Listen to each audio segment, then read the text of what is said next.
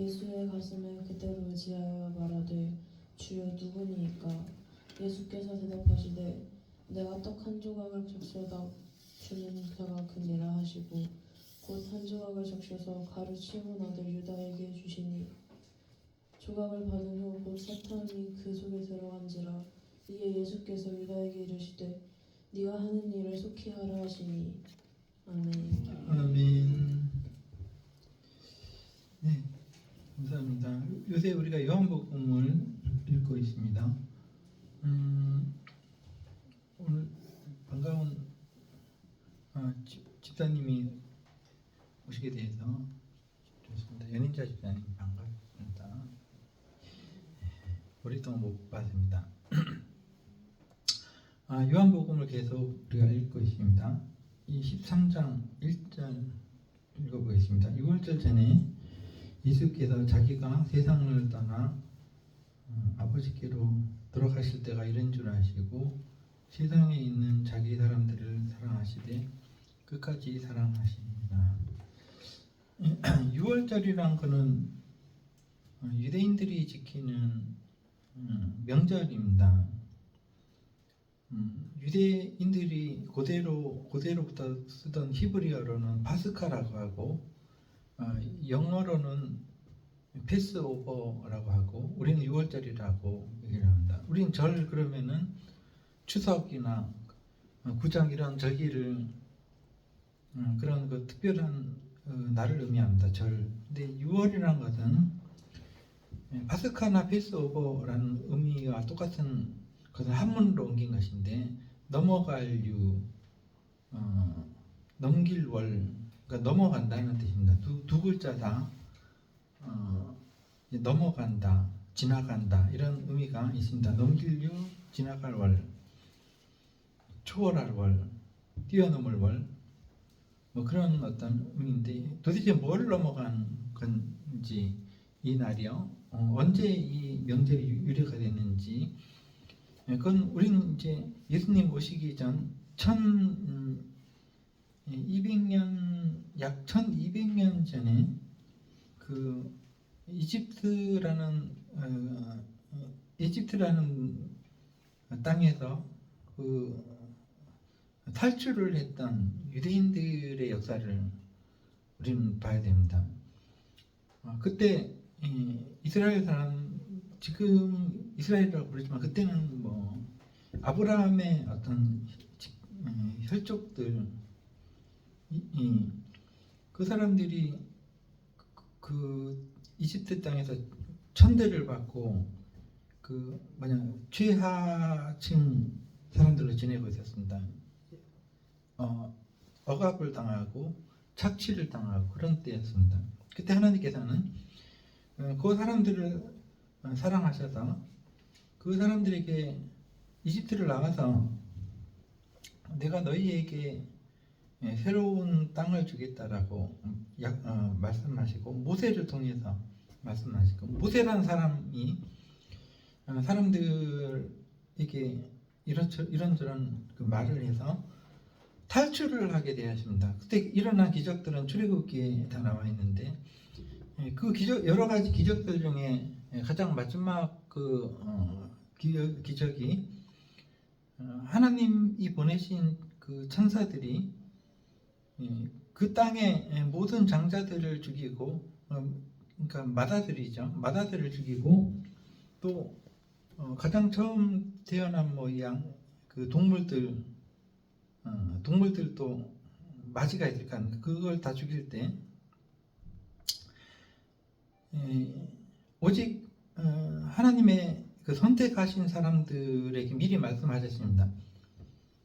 양들을 잡아서 피를 문설주에 뿌려라. 그러면은 마지를 죽인 천사들이 보고 그 집은 그냥 지나가게 해주겠다. 그렇게 모세를 통해서 미리 말씀을 언지를 해두셨다는 거죠. 그래서 그것을 믿은 하나님의 백성들이 양을 잡아서 피를 집 문에 뿌려두었습니다. 그래서 천사들이 와서 보고 여기는 하나님의 선택하신 사람들이 사는 곳이구나 있는 곳이구나 하고 지나갔습니다. 그래서 장자는 안 죽었고 이집트의 다른 가족들은 장자를 잃어버렸습니다. 그게 바로 넘어간다는 6월절, 패스오버, 파스카 이렇게 얘기하는데 우리도 넘겨야 되는 거는 우리도 만만치 않습니다. 우리도 삼재라 그러죠. 삼재가 꼈다 뭐 이랬지 않습니까? 이 올해는 삼재가 꼈다. 우리는 10이라는 숫자를 중요하게 생각해서 자축, 인묘, 진사오미, 신유, 수레 뭐 이렇게 하지 않습니까? 근데 12년마다 3년씩 안 좋은 해가 있다는 겁니다. 삼재라죠. 석삼자사, 삼재 세 가지 재앙 있는데 3년 동안 있는데 뭐 들재, 물재, 날재 뭐 이렇게 얘기하기도 하고 그래서 그 삼재가 들면은 이거를 잘 넘어가야 된다는 거예요. 잘 못 넘어가면은 병도 걸리고 재산도 잃고 가족도 파탄나고 그리고 사망에 이를 수도 있다. 안 좋은 해다. 그래가지고 그것을 넘어가기 위해서 뭐 가정술을 다 쓰죠. 부적을 사서 붙인다든가 구출을 한다든가 혹은 뭐 쓴 음식을 먹어야 된다. 쓴 음식을 주로 많이 먹고 짠 음식은 적게 먹고 옷도 뭐 무슨 띠는 하얀색 옷을 입으면 좋다 뭐 이래가지고 어쨌든 간에 그 재앙을 넘어가기 위해서 넘어간다는 거니까 그 삼재를 넘어가기 위해서 이렇게 하는데 뭐 무슨 둘째에는 뭘 조심해야 되고 눌째에는 2년째죠 뭘 조심해야 되고 뭐 날째에는 나간다는 뜻이죠. 날째에는 뭘 조심해야 되고 그럼 뭔 재앙이냐 그게 그럼 뭐 그 사람들이 또 말을 만들어내죠. 뭐 풍재, 화재, 수재 뭐 이래가지고 불, 바람 그리고 물재 뭐 이렇게 해가지고 이런 것들이 온다는 거죠. 근데 될 수 있으면 좀 피해가고 싶다 이런 재앙들을.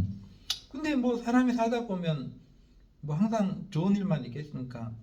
뭐 안 좋은 일도 생기고 그거 가지고 얘기를 하는 것 같은데 여하튼간에 6월절이라는 것은 넘어간다는 뜻입니다. 넘어가. 그래서 죽음도 죽을 뻔한 것도 넘어가고 이때 죽을 뻔했습니다. 이스라엘 하나님의 백성들이 넘어간다는 뜻입니다. 예. 병도 넘어가고 넘어가야 되죠. 그런 절기를 지키고 있었는데 그 6월절이라는 절기 때 예수님께서 죽으셨습니다. 잡혀서 사람들 많이 모여 있을 때 사람들이 잡아 죽인 거예요. 예수님을. 그 죽인 이야기는 뭐 뒤에 쭉 나오는데 하여튼간에 임박했을 때 그 전에 6월절 임박했을 때 예수님께서 뭔가 느끼셨다라는 거죠. 요한이 보기에는 이건 요한이 지금 본 예수님을 말을 한 건데 요한이 보기에 예수께서 자기가 세상을 떠나 아버지께로 돌아가실 때가 이른 줄을 아시고 세상이 뭔가요? 세상은 다른 말로 말하는 사람들을 떠나라는 겁니다. 세상은 사람들입니다. 예, 정말 별의별 사람들이 다 있죠. 세상에 가족들도 있고 친구들도 있고 원수들도 있고 좋은 사람들도 있고 나쁜 사람들도 있고 사기꾼들도 있고 그나마 진실한 사람들도 있고 다 뒤섞여가지고 이 세상이 돌아가는데 예수님께서 산과 강을 떠나 호랑이와 사자를 떠나 이렇게 하시겠습니까? 예수님이 관심이 있는 것은 사람들입니다. 그래서 세상이란 것은 사람들을 떠나야 될 때가 됐다. 지금까지는 같이 있어 주셨지만 그것도 잠깐이죠. 3년이라는 세월 눈 깜짝할 사이에 지나간 겁니다. 제자들과 함께 3년 동안 뭔 일이 있었는지 기록은 되어 있지만은 눈 깜짝하면은 3년이 지나가는데 그 전엔 예수님이 뭘 했는지 우리는 알 수가 없고 어떻게 잘하셨는지 알 수가 없고 그 3년 동안 제자들과 있었던 일들이 우리가 이런 글들로 통해서 조금씩 이렇게 알 수 있는 건데 여튼간에 예수님께서 그 사람들과 함께 조금 잠시 계시다가 이제 영원히 있지는 못합니다. 부모도 마찬가지고 때로는 일찍 두는 친구들도 있죠. 사람이란 것은 그 오래오래 뭐 같이 있을 수는 없는 겁니다. 잠깐 있다가 그냥 가는 거거든요. 인간이란 것은요. 예수님께서는 이제 나이는 얼마 안 되셨습니다. 그러나 안타깝게도 조금 더 살 수 있는 사람의 그 몸이라는 것이 수명이라는 것이 있는데 늙어서 수명을 다해서 죽으면 좋은데 예수님께서는 안타깝게도 젊은 나이에 비교적 젊은 나이 아직 몸은 건강하신데 잡혀서 죽으신 거예요. 그 사형을 당하신 거죠. 당시 관습대로라면. 근데 그 일을 예수님께서는 피하지 않으셨습니다. 왜냐하면 자기가 할 일이니까. 이게 사명이란 겁니다. 피하지 않습니다. 자기가 해야 되는 일이니까 그런 거죠. 그래서 세상을 떠나 아버지께로 돌아갈 때가 이르렀다라는 거죠. 그걸 느끼셨다는 건데 우리도 마찬가지입니다. 예수님만 아버지께로 돌아가는 게 아닙니다. 우리도 사실은 하나님께로부터 왔습니다. 그리고 어차피 하나님께로 돌아가는 겁니다. 이건 예수님이나 우리나 똑같습니다. 입장은요. 그러니까 예수님께서도 사람들을 떠나 자신이 온 곳으로 아버지, 이 세상 모든 만물의 근원이죠. 거기서부터 나왔습니다. 그리로 돌아갈 것을 아시고 예수님께서 사람들을 사랑하시되 세상에 있는 자기 사람들, 그러니까 이건 뭐냐면은 세상에 많은 사람들이 있지만 다 예수님 사람들이 아니에요. 예수님이 싫어하는 사람들을 버린 사람들도 수두룩합니다. 그 중에서 예수님이 사랑하시는 사람들이 따로 있는 거죠. 당연하죠. 그거는.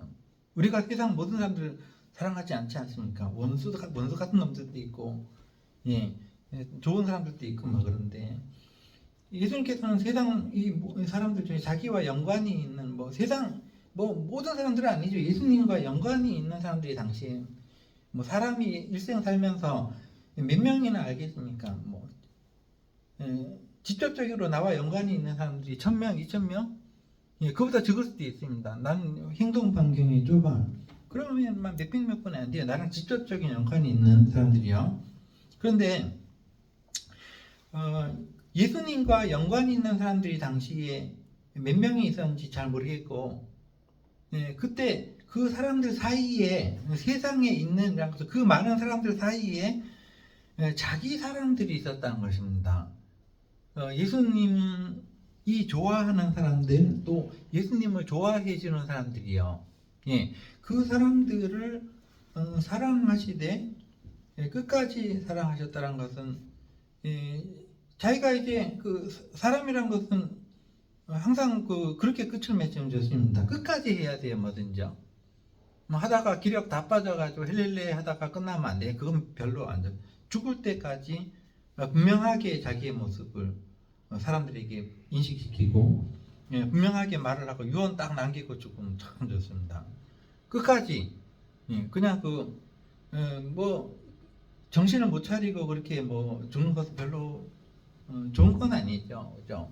그래서 예수님께서는 자기가 이제 죽을 줄을 아셨습니다. 느낌이 왔다는 거죠. 아무래도 정황상 사람들이 이미 많이 죽이고자 했고, 또 6월절 같은 경우에는 예수님 미워하는 사람들이 수두룩 해가지고 기회를 노리고 있었고 그런 거니까. 그래서 그 느낌이 오셨는데 자기 사람들을 어떻게 사랑하셨나요? 라면을 끓여주셨습니까? 밥을 해주셨습니까? 반찬을 해주셨습니까? 아니면 불이웃 돕기를 하십니까? 예수님 그런 거 하시는 분이 아닙니다. 어떤 방식으로 사랑하느냐, 그건 그 각자가 다른데 예수님께서는 어떻게 사랑하셨습니까? 자기 사람들을. 예수님께서는 입을 닫지 않으셨습니다. 예수님은 항상 말씀하시는 분이었습니다. 그 말씀이 그 사람들의 마음에 채워져서 그 자기 사람들의 영혼을 살리고 삶의 의미를 불어넣어주고 그런 거였거든요. 그래서 여러분과 저가 여기 모여있는 그 이유도 우리가 여기서 밥해 먹으러 모여있는 건 아니잖아요, 그죠?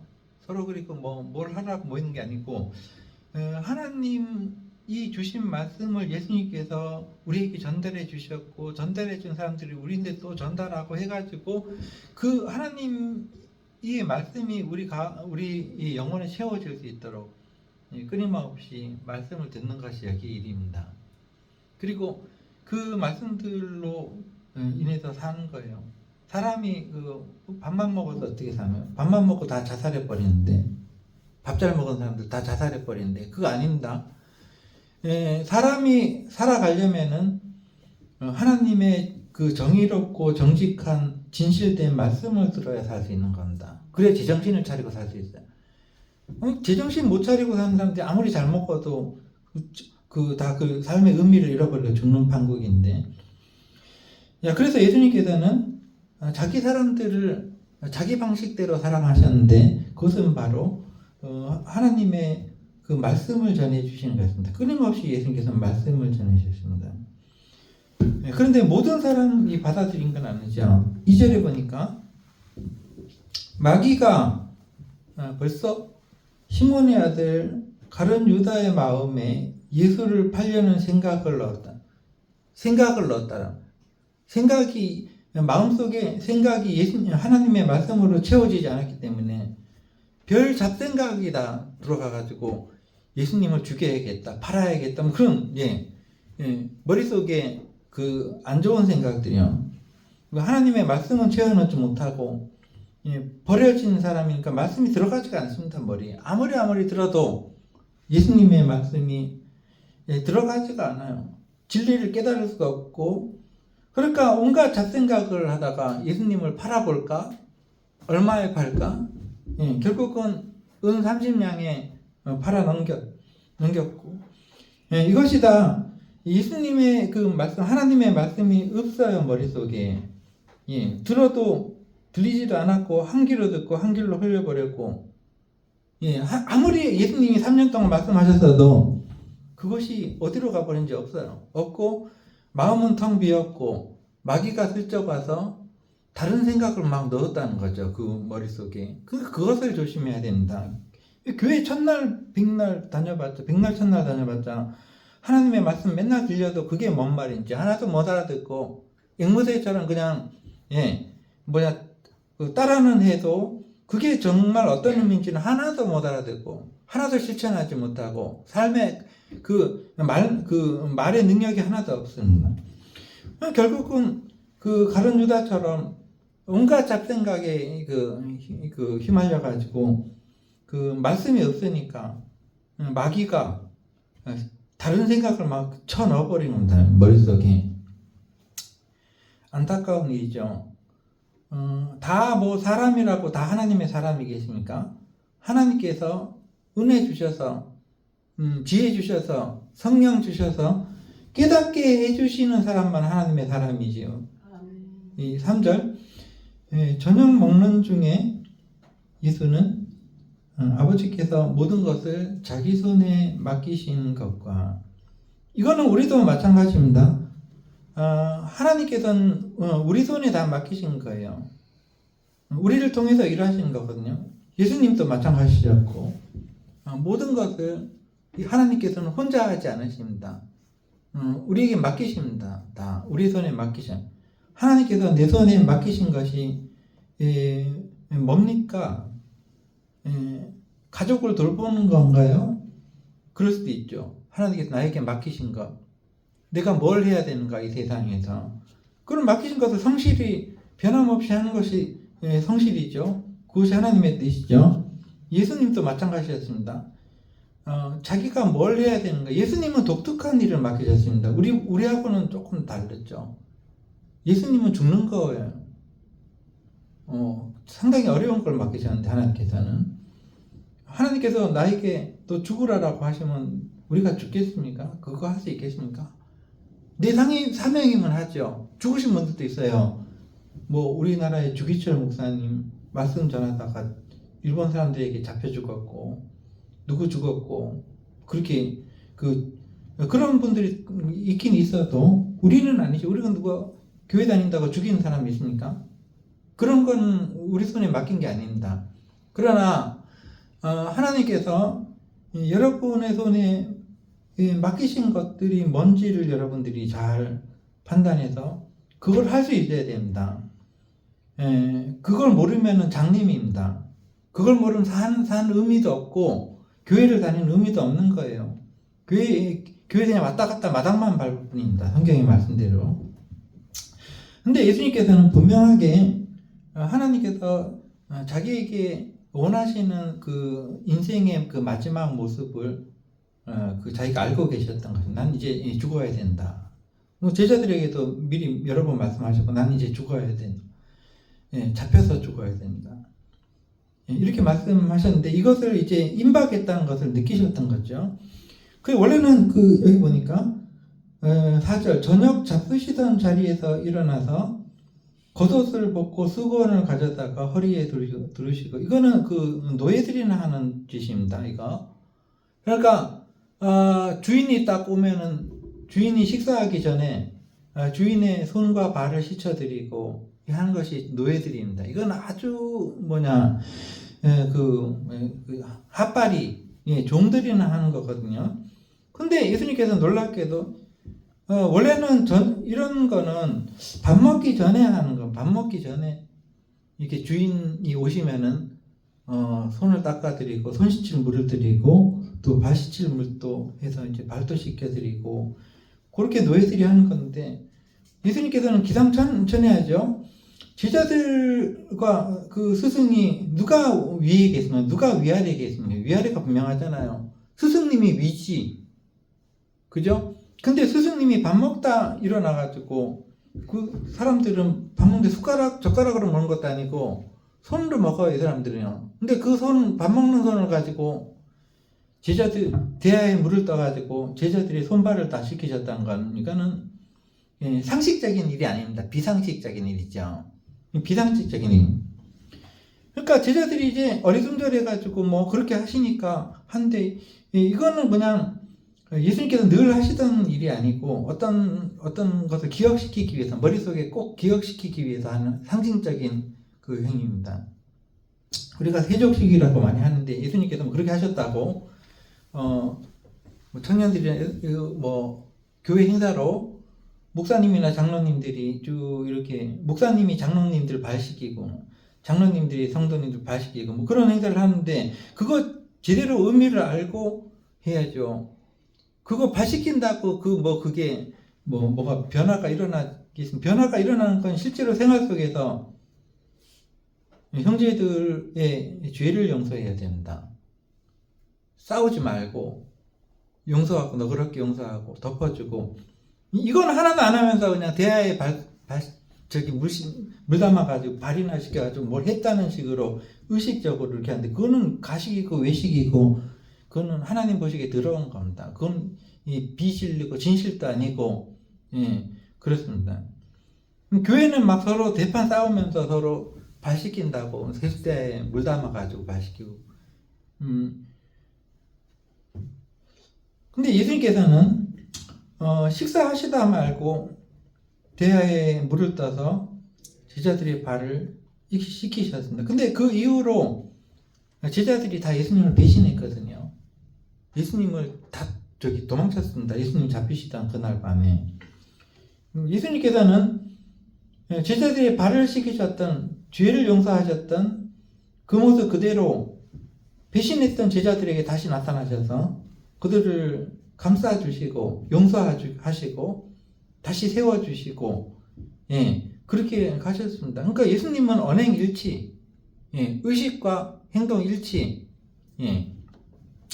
그래서 예수님께서는 대야에 물을 떠서 제자들의 발을 씻기시고 수건으로 또 잘 닦아서 말려주시고, 그렇게 제자들을 하나하나 상징적으로 누가 하나 하고 나머지 다 받지 하고 끝난 게 아닙니다.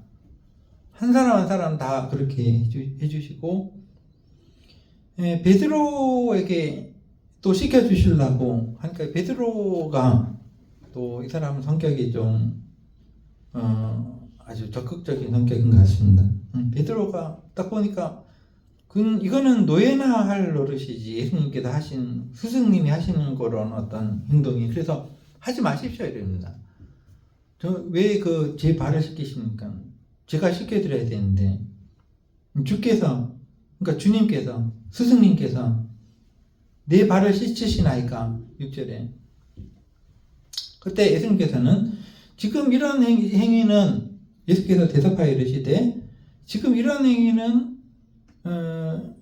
그냥 하는 행위가 아니라 하나의 특별한 어떤 그 교훈을 주기 위한 행위다, 이런 식으로 말씀하십니다.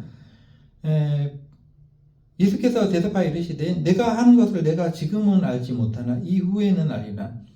마찬가지입니다. 우리가 뭐 세례식을 하든지 뭐 성찬식을 하든지 그거를 매번 하지만은 그거 의미를 사실은 잘 모르고 막 건성으로 먹고 마시고 뭐 세례받고 뭐 그런 경우가 많은데, 나중에 알고 보면은 아, 이게 이런 의미가 있구나 라는 것을 나중에 알게 되는 경우가 많이 있습니다. 예수님께서는 베드로에게 너가 지금 내가 하는 이 행위를 알지 못하지만, 이해하지 못하지만 시간이 조금 지나면은 너는 알게 될 거다. 내가 지금 어떤 행위를 했는지. 그게 나중에 알게 돼요. 베드로가 예수님을 배반한 후에 꺼이꺼이 울면서 대성통곡하고, 나중에 물고기는, 나는 이제 예수님이 제자가 뭐 제자였지만 나는 이제 인간 말종, 나는 뭐 가망이 없는 사람이다. 그래서 갈릴리 바닷가에나 가가지고 고기나 잡고 그렇게 살려고 할 때 예수님께서는 다시 찾아오셔가지고 그 부활하신 몸으로 다시 찾아오셔가지고 베드로에게 생선을 구워달라 그러시고 친절하게 해주시면서 너처럼 그 실패한 사람들을 찾아가서 그 내 형제들을 마음을 굳세게 해라, 이렇게 얘기해 주셨습니다. 그러니까 베드로의 잘못을 용서해 주신 겁니다.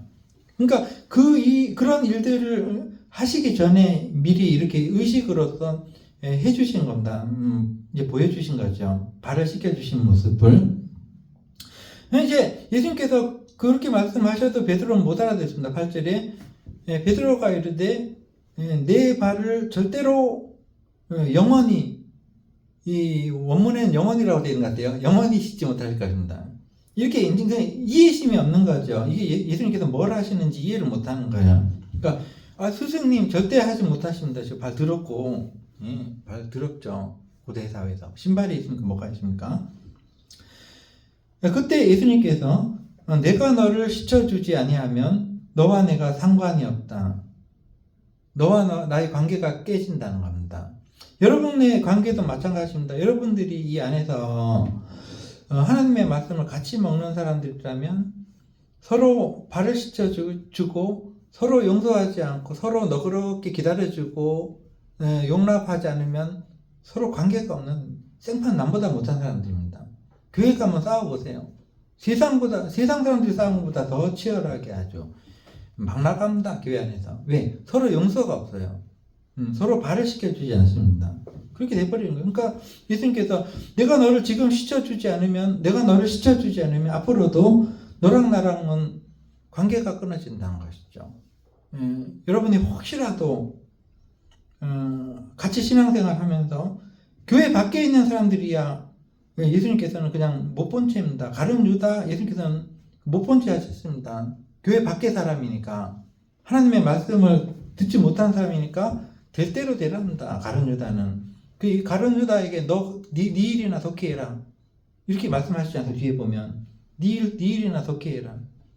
그러니까 가룟 유다는 예수님께서 관심도 없으시고 또 어떻게 뭐 다시 인간 고쳐 쓰는 건 아닙니다. 못 고쳐 씁니다. 그러니까 예수님께서는 가룟 유다를 버리셨어요. 그는 차라리 태어나지 않았으면 좋았을 뻔했다라고 말씀하신 가룟 유다입니다. 그런 사람은 교회 밖에 있는 사람들이고, 교회 안에서 형제라면은 우리는 그 형제가 뭐가 좀 부족한 면이 있어도, 우리 마음에, 오래 교회 다닌 사람들 마음에 차지 않는 부분이 있어도 기다려줘야죠. 이 사람이 그 성장할 수 있을 때까지 참고 용서해주고 기다려주고 이렇게 해야지 되는 거지. 먼저 신앙생활 해가지고 좀 뭐 안다고 뒤따라오는 사람들이 못 따라오니까 저것이 무슨 제대로 하는 거냐, 잘라라제 이렇게 해버리는 교회가 어떻게, 그건 말이 안 되는 거죠. 예수님께서는 그 베드로에게 내가 너를 씻어주지 않으면, 너를 용서해주고 용납하지 않으면 너랑 나랑 관계가 끊어진다라고 재차 말씀을 하셨죠. 그때 9절에 보니까 시몬 베드로가 이르되 주여 내 발뿐만이 아니라 손과 머리도 씻어 주십시오. 좀 웃긴 이야기죠. 발 씻지 말라고 했다가 이번에는 관계가 끊어진다니까 아니 온몸을 다 씻으십시오 이렇게 얘기하는 겁니다. 근데 예수님께서는 또 거기에 대해서 재미있는 말로 맞받아 주셨는데 이미 목욕한 사람은 발뿐에 씻을 필요가 없다는 거예요. 이게 무슨 말인가요? 여러분과 제가 뭘로 목욕합니까? 예수님께서 직접 와가지고 우리의 발을 씻어주시고 우리의 몸을 씻어주시고 등을 씻어주시고 수세미로 밀어주시고 하진 않지 않습니까? 예수님께서 우리를 목욕시켜 주시는 방법은 한 가지뿐이 없습니다. 그것은 말씀을 하십니다. 우리에게. 그 말씀으로 우리가 씻는 거예요. 그러니까 그 말씀이 우리 영혼에 가득 차면은 우리는 목욕할 필요가 없습니다.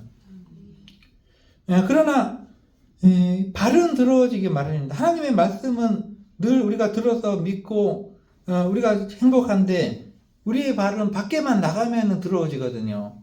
이 사람 저 사람인데 부딪히다 보면은 우리 발이 들어집니다. 죄도 짓고. 그러니 이제 말씀으로 깨끗해졌는데 행동 자체는 이게 좀 이상해지는 거예요. 좀 이게 우리가 아는 것하고는 좀 다르게 행동하게 된다. 근데 그걸 예수님께서 그것마저도 씻어주신다라고 이야기해 주신 겁니다. 그래서 1차적으로 여러분과 제가 하나님께서 보내신 사람들로부터 오는 이 말씀들을, 이 거룩한 언어들을 마음속에 채워야 됩니다. 채우지 않으면 마귀가 와가지고 다른 생각을 집어넣습니다. 그래서 될 수 있으면은 가득가득 하나님의 말씀을 채워 넣어야 됩니다. 그게 1차적인 거죠. 다른 거 할 필요 없습니다. 교회에서 뭘 다른 걸 하는 거예요. 1차적으로 말씀을 깊이 듣고 머릿속에 계속 기억하고 외우고 쓰고 그래야지 목욕하는 거죠. 그 다음에 우리가 살다 보면은 우리 말씀대로 못 살잖아요. 그러면 발이 들어집니다. 그러면 그것마저도 예수님께서는 씻어주시는 겁니다. 그렇게 사는 것이 행복한 것입니다. 일관성 있게 성실하게 그렇게 해서 여러분과 저희가 교회를 잘 이루어가고 자신의 삶을 잘 가꾸어 나갈 수 있기를 기도하겠습니다. 시간상 여기까지만 하도록 하겠습니다. 기도하겠습니다.